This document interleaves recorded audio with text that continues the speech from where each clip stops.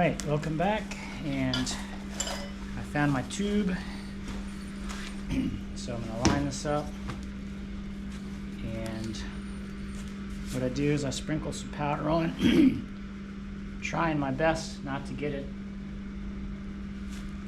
in the air too much, because you don't want to breathe this stuff in. Probably not good for the lungs. Squeeze it out.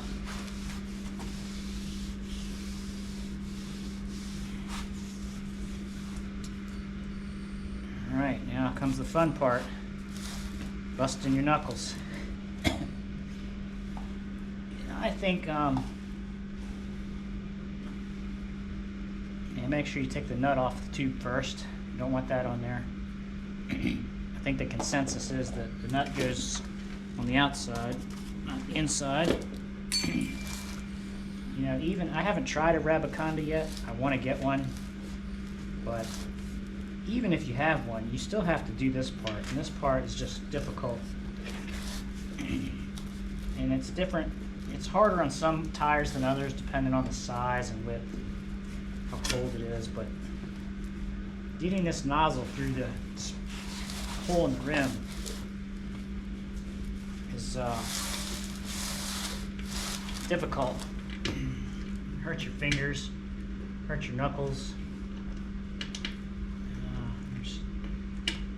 Wish there was a easier way. Maybe there is. You guys know of an easier way other than the stem puller, which I can't use because I either put the rim lock in the wrong hole, or they made the stem puller slightly too big. I don't know. I probably put it in the wrong spot. I wouldn't think that they would make a mistake that blatant.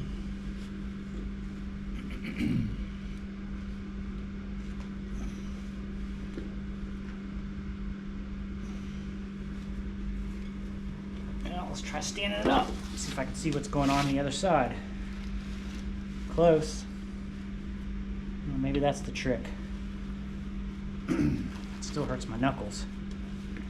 This is where the stem puller would be really nice, because I'm lined up, but it just, you know, doesn't want to go through because it's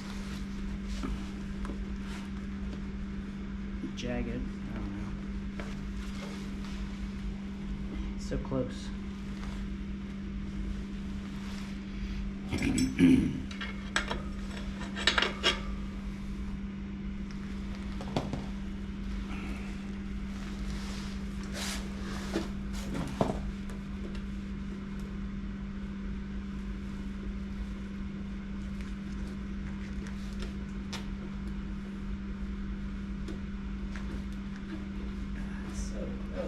Come on, baby.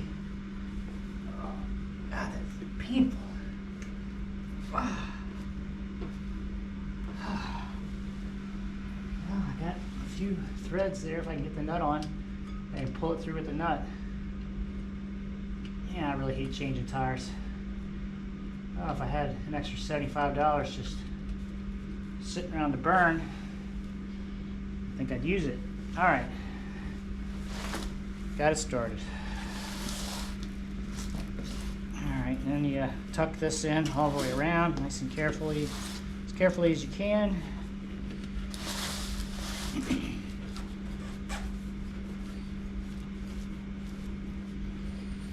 I tell you, doing this in the dirt is just really tough because, you know, you really can't get any dirt or sand in it, and it's, you know, if you were, let's say you're riding in the mud and you get it flat and you're out in the middle of nowhere, well, you can only rinse your tire off so much with, you know, your Camelback, so it's challenging. That's why I really want to go to tubeless. I know that presents some other challenges, but you know what? If you have to carry a tube with you, and just in case the tubeless system fails, you not really any worse off. You know, if you're lucky, you can patch it with a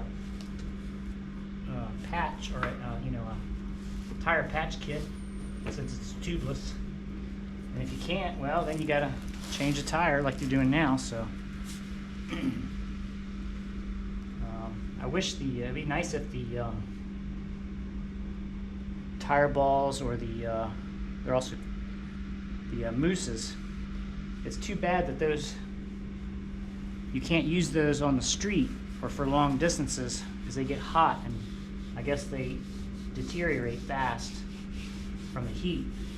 I wish they could, you would think with all the crazy chemicals that we have today, they could design one that can withstand heat. You know, how hard could it be? It seems like we have chemicals for everything else. Why not that? Alright, now we're going to start the, I guess what I call the dangerous process. This is where you got to keep from pinching it. I'm going to tighten this nut a little bit to pull the valve stem in a little closer.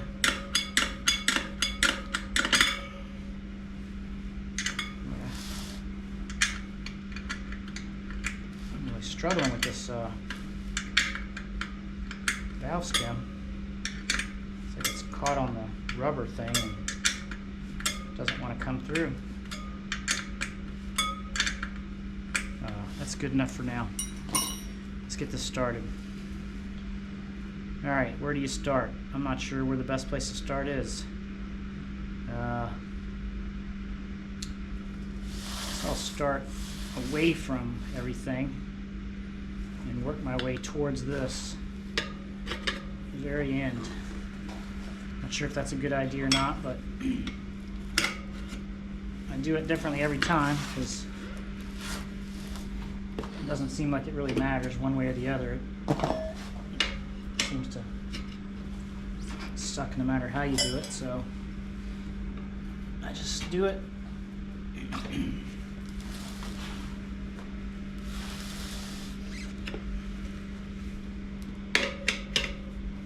And once it starts getting tight, the key is to get the tire to drop down in the valley on the opposite side, but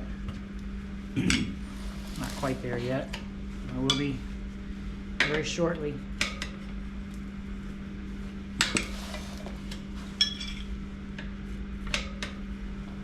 Another tip is if you do this and you find a tire that's extremely difficult to mount, you know, maybe it seems like a tire is slightly too small versus one that's easy to mount where they design it, you know, to be, I guess, to be the perfect size.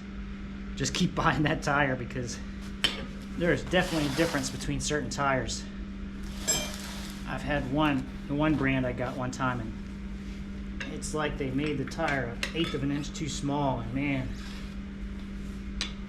both times I bought it I had a really struggle getting it on. So guess you get what you pay for. Alright, so getting close to where I'm going to need to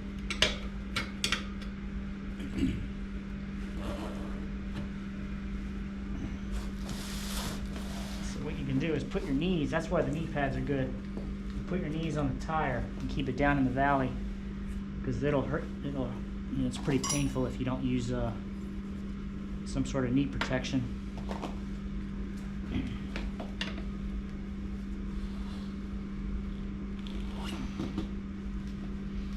That's where you just take small bites because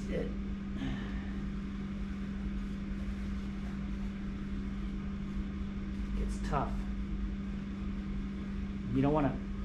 You gotta be real careful about every time you put your tire lever in. You have to make sure you're on steel and not on rubber.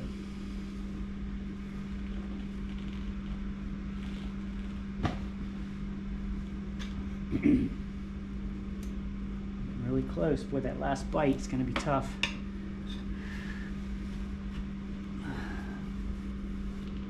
Yeah, look at that. Oh no. Fire irons. Alright. Oh shoot. I gotta push the Alright, I got it mostly on. I forgot to push the there we go. What do you call it? The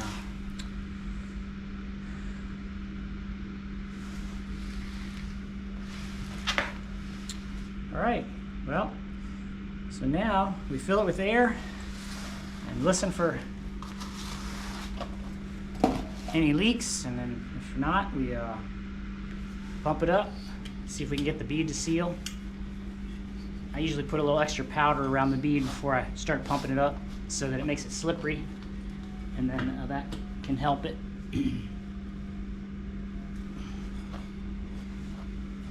Or if you had some soapy water, that's where you can put the soapy water down in there.